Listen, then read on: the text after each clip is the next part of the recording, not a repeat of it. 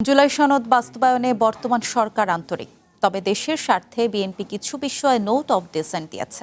বিএনপির নির্বাচনী ইশতেহারে যা ছিল তা বাস্তবায়ন করা হচ্ছে, এমন মন্তব্য করেছেন আইনমন্ত্রী মোহাম্মদ আসাদুজ্জামান।